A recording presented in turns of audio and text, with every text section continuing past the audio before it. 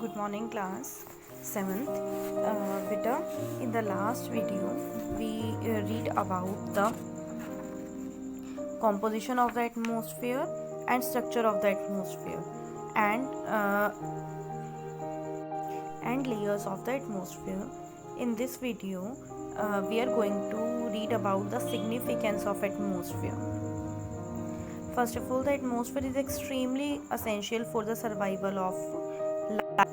अर्थ के ऊपर बेटा हमारी सर्वाइवल के लिए जो ये है एटमॉस्फेयर जो है वो बहुत ही ज़्यादा इम्पॉर्टेंट है. Oxygen in the atmosphere helps to sustain life on the earth. अब बेटा जो अर्थ है हमारे सर्वाइवल के लिए, ह्यूमन बींग्स के और एनिमल्स के सर्वाइवल के लिए जो कार्बन डाइऑक्साइड है बेटा वो बहुत ही ज़्यादा जिसको कह सकते हैं कि ज़रूरी है. Nitrogen is necessary for growth of the plants and is use to produce various compound which are useful to human in the variety of ways.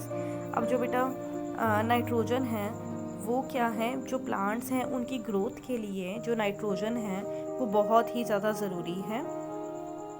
अब जो कार्बन डाइऑक्साइड है बेटा वो क्या होता है, जब हमारी बॉडी से कार्बन डाइऑक्साइड बाहर निकलती है तो प्लांट जो होते हैं वो उसको एब्जॉर्ब कर लेते हैं और वो ही जो कार्बन डाइऑक्साइड होती है वो उसी से वो जो प्लांट्स होते हैं वो अपना फूड बनाते हैं, जिसकी प्रोसेस को कहते हैं फोटोसिंथेसिस.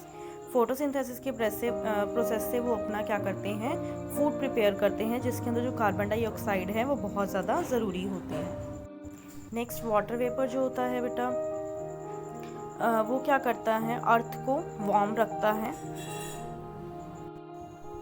अब जो बेटा वाटर वेपर होता है वो धीरे धीरे जो पानी की बूंद होती है वो धीरे धीरे भाप बनकर ऊपर उठता है पानी, और उससे क्या होता है, इसे कंडेंसेशन की प्रोसेस कहते हैं. और जब धीरे धीरे ऊपर उठता है वाटर तो ऊपर जाकर जो क्लाउड्स हैं वो बन जाते हैं उससे, और उसके बाद जो कंडेंसेशन की प्रोसेस होती है उसके बाद क्लाउड फॉर्मेशन होती है. क्लाउड फॉर्मेशन के बाद प्रेसिपिटेशन होती है. Next is weather and climate. Weather refers to the day to day condition of the atmosphere in a particular area for short period of time with respect of elements such as. अब बेटा weather क्या होती है, daily की जो condition होती है atmosphere की उसी को वेदर बोलते हैं. ये जो होता है वेदर जो होता है बेटा वो शॉर्ट पीरियड के लिए रहता है. मतलब हो सकता है कि अभी सनी वेदर है तो थोड़ी देर बाद क्लाउडी हो जाए या फिर रेनी हो जाए. मतलब वेदर जो है वो बहुत शॉर्ट पीरियड ऑफ टाइम के लिए होता है. इसके अंदर क्या क्या आता है, टेम्परेचर आता है, प्रेशर आता है, ह्यूमिडिटी आती है, wind, rainfall, sunshine and cloud cover.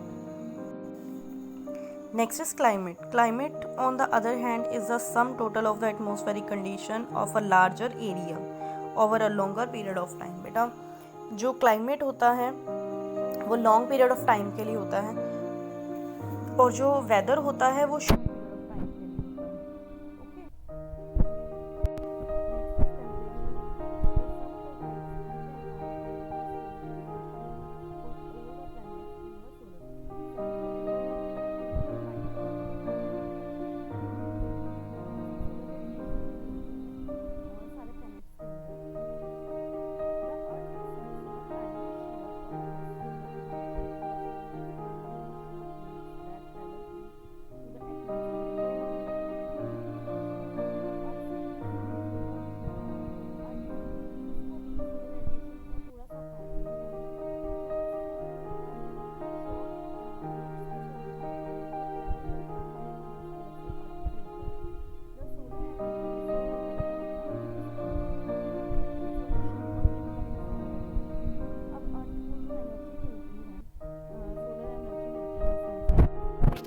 Insolation भी बोलते हैं और इनकमिंग सोलर रेडिएशन भी बोलते हैं.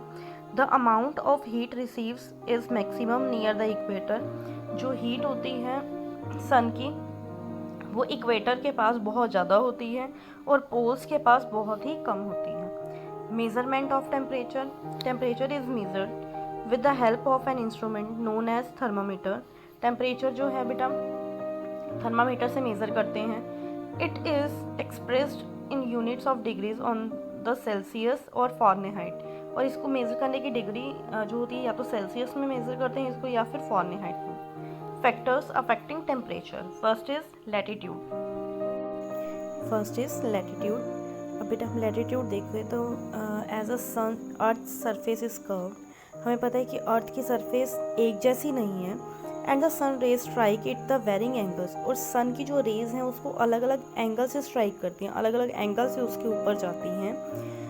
तो क्या होता है, there are variation in temperature from the equator to the poles. अब जहाँ पे सन की लाइट ज़्यादा पड़ती है, डायरेक्ट पड़ती है, अब हम देखें तो पोल्स के ऊपर जो सन की लाइट है वो बहुत ही कम पड़ती है, और इस डायग्राम में देखें तो जो इक्वेटर है उसके ऊपर डायरेक्ट रेज पड़ रही हैं सन की।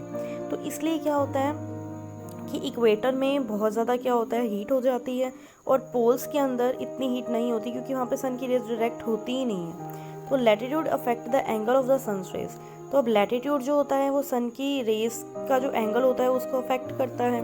The duration of daylight and the length of the atmosphere through which the rays pass, hence difference is latitude causes difference in temperature. अब लैटिट्यूड जो है बेटा वो क्या करता है, टेम्परेचर को अफेक्ट करता है, पूरी तरह से अफेक्ट करता है, क्योंकि जहाँ पे डायरेक्ट पड़ रही हैं सनलाइट, जैसे इक्वेटर के ऊपर डायरेक्ट है तो वहाँ पे बहुत ज़्यादा हीट होगी, और पोल्स के ऊपर डायरेक्ट नहीं है तो वहाँ पे ज़्यादा हीट नहीं होगी। Next is altitude. एल्टीट्यूड बेटा temperature decreases with an increase in height. Temperature जो होता है जैसे जैसे हम हाइट पे जाते हैं बेटा वैसे वैसे टेम्परेचर जो होता है वो डिक्रीज होता जाता है। ये समझा जाता है कि 165 मीटर अगर हम ऊपर जाते हैं तो 1 डिग्री जो सेल्सियस है टेम्परेचर वो कम हो जाता है। Next is distance from the sea. Water takes more time to absorb insolation. अब जो बेटा वाटर होता है वो उसको टाइम लगता है सन की जो हीट है उसको लेने में, ऑब्जर्व करने में उसको, and more time to radiate the same heat. और मतलब उसी हीट को काफ़ी देर बनाए रखने के लिए, मेंटेन रखने के लिए भी उसको टाइम लगता है। Therefore coastal areas enjoy a moderate and equal climate. इसलिए जो कोस्टल एरियाज़ होते हैं बेटा, जो समुद्र के आसपास के एरियाज़ होते हैं उसके अंदर सेम सा क्लाइमेट रहता है, ना ज़्यादा गर्मी होती है और ना ही ज़्यादा सर्दी होती है। Where summer heat is less intense and winter temperature are milder. अब यहाँ पे क्या होता है, समर की जो हीट होती है वो बहुत ज़्यादा नहीं होती है, बहुत ही कम होती है, और जो टेम्परेचर होता है बिल्कुल माइल्ड रहता है।